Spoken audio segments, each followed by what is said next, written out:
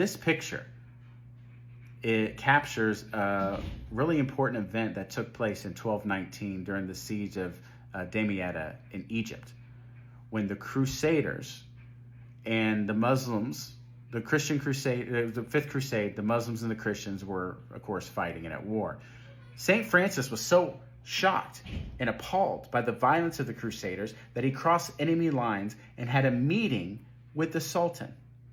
And the result of this meeting was an exchanging of gifts, interfaith dialogue, and great respect by these two men for one another.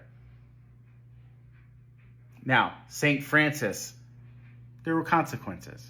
He faced possible charges of heresy, which in the 1200s was punishable by death. He was called a madman. He was mocked by the Crusaders.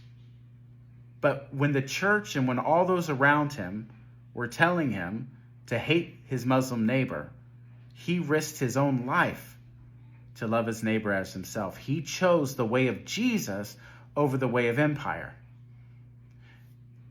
This brings out a point. It highlights a point that we at Gospel Politic make quite a bit. By the way, join Gospel Politic. Check us out on YouTube, Gospel Politic, on Spotify for full episodes where we dive into the history of Christianity. All sorts of things go on there. But the point is that this event highlights that the church often in history is hijacked by the empire and steps off of the way of Jesus and wants to promote itself, wants riches, wants fame, wants power, wants prestige, wants to crush its enemies. This is sin. This is not the way of Jesus. St. Francis chose the way of Jesus, even if it meant his own detriment. That's the example of Jesus. St. Francis, in this instant, did exactly what Jesus would do. In our modern day, in 2025, with the level of Islamophobia that I'm seeing in America right now, I haven't seen since 9/11. And the podcast, we'll get into that. I'm not getting into all the reasons why, but it's here. And I want to tell you, as a Christian who seeks to follow the way of Jesus, it is sin.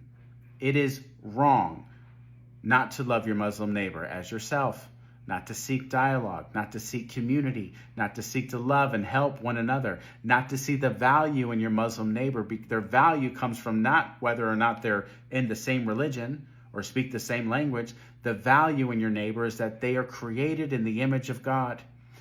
By the way, that's where your value comes from. That's why you're valuable. That's why you're enough. They're enough as well. So let's take the example of St. Francis. And let's honor that legacy, and let's follow that example and walk in love for our Muslim neighbor, especially when Islamophobia is high. Let us be prophetic voices.